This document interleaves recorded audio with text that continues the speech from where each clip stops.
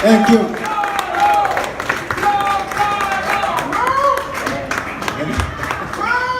Gareth, thank you.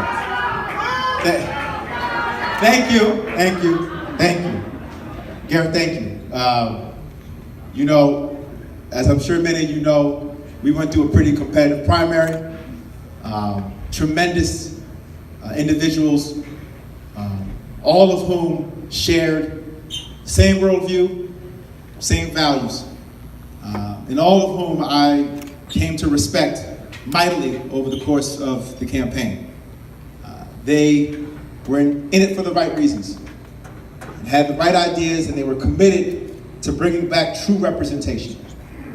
And the difficulty over the course of the primary was trying to figure out how to draw lines of distinction, really. How do you make each other stand out individually? Well, I have good news.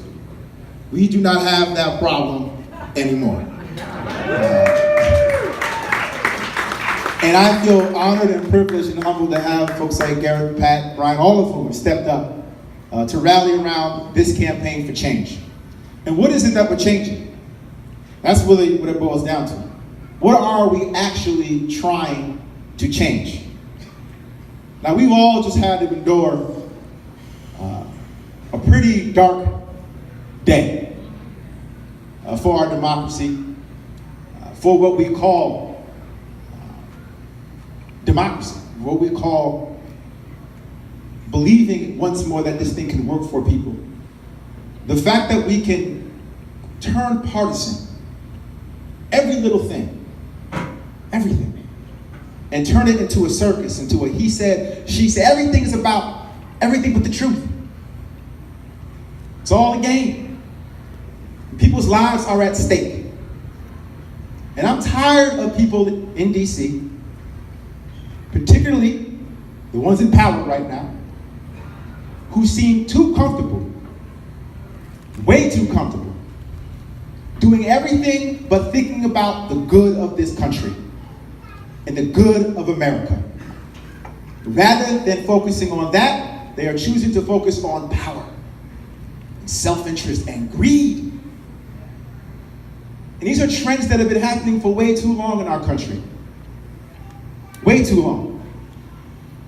You know, when John Faso can say Dr. Ford's testimony is credible, but Kavanaugh should be confirmed before the FBI investigation. And it's an investigation I think at this point we know was not really an investigation.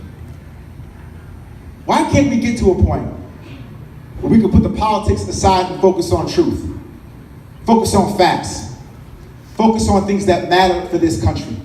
We have too many things going on right now. Too many folks hurt.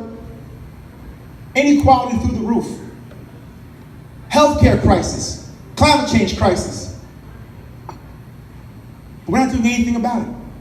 Instead, we are at each other's throats. Yelling, screaming. Where's the decency? Where's the civility? Where's the love? Where's the compassion? Where is the respect?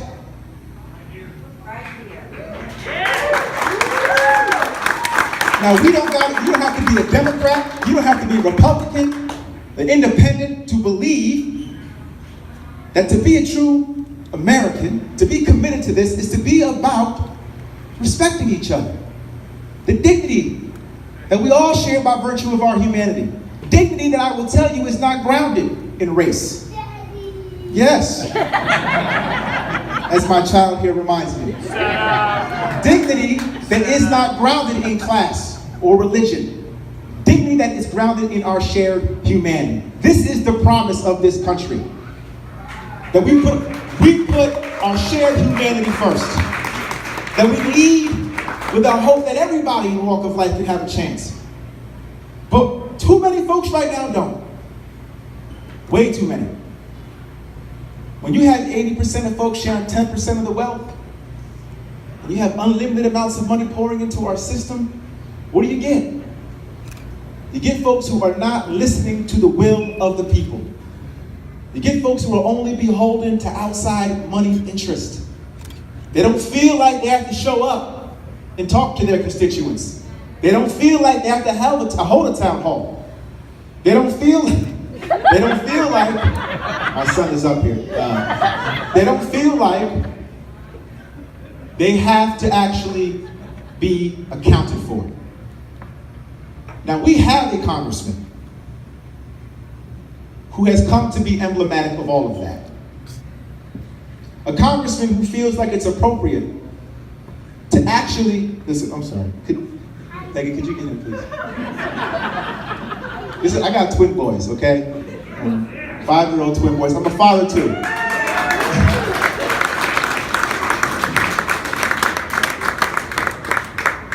And at the end of the day, it's important that we get real people who want to serve people.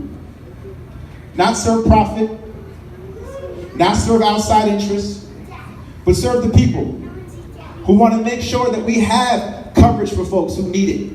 I can't tell you how many times I've been to the doorstep and heard horrible stories about people making life and death decisions about the quality of their care and their future. We need folks who will take away health care from them to pay for a tax break to wealthy few. That is not moral. That is cruel. Advancing a tax bill in the face of all this inequality that breaks the backs of working and middle class folks and adds $1.5 trillion to our deficit. And they want to pay for that by cutting Medicaid and Medicare and Social Security, Meals on Wheels, bankrupting our future and our young people's future for what? For a cash grab at our expense, at our future's expense. We have an opportunity right now to make real change, to put somebody here who really cares about folks, who really cares about the working individual, who really cares about truly representing everybody's interests. That's what democracy ought to feel like and be like.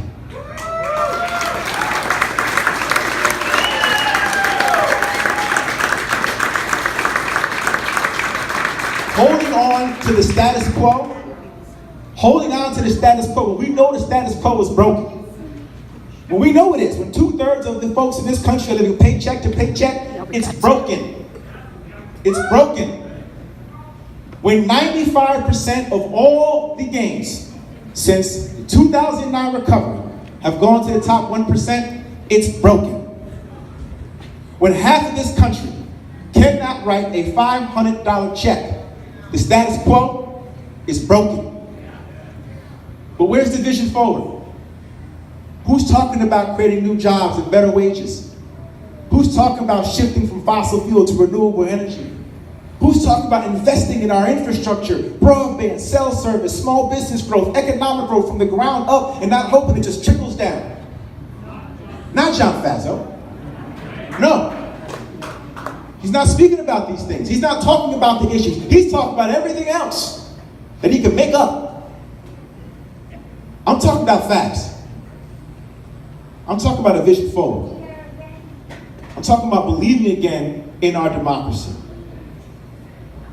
We have an opportunity right here to believe in who we are, to remember who we are. Because I can tell you something, my story, little black boy from Schenectady, working class kid, cutting coupons, putting clothes on layaway, working our way up into the middle class, going off to Colgate, Oxford, and law school, meeting my beautiful wife who grew up right in Woodstock. That story, if this is the country we are today, I wouldn't be standing here today with you. My story wouldn't have happened. So we're better than this. And my own story tells me that. And I'm sure your stories tell you that too. We can be more than what we are right now. We're not tribal. We're not founded on language. We're not founded on geography. We are founded on our shared principles. Equality, freedom, opportunity for everyone. That is the dream.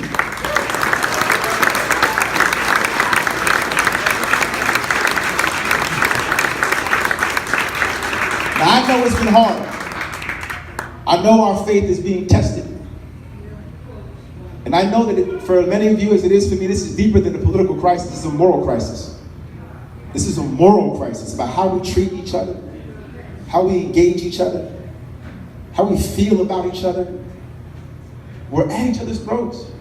And we need moral leadership. We need folks to step up who can bring folks together and not feed into the divisiveness. and exploit it for their own gain. We are so much better than this. And I can promise you something. I'm going to do everything in my power from here till November 6th to stay the course. To stay the course.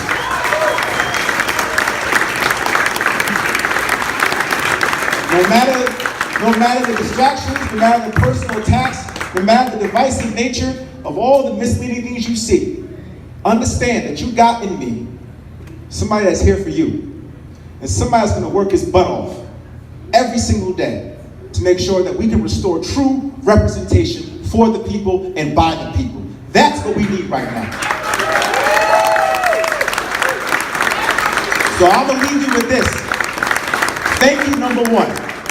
Thank you for being here tonight. Thank you for understanding how important this moment is. The stakes are high here. We talk a lot about what's going on in DC, and we understand there's a lot going on there. But we have the opportunity to make real change here at home. To put somebody here who's not backed by outside interests, who's not beholden to somebody or some group of folks who don't care about this place. This place matters to me. It matters to my wife. This is family. This is home. Your family!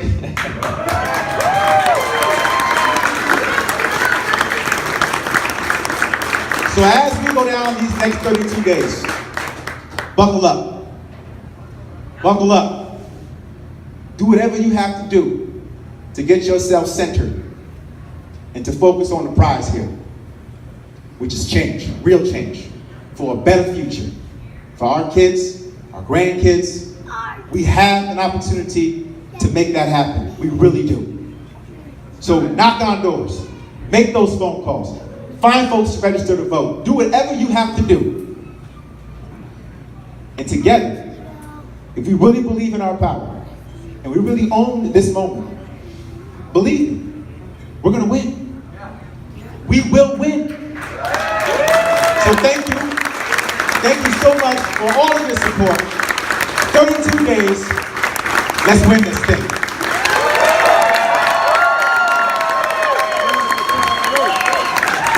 Thank you.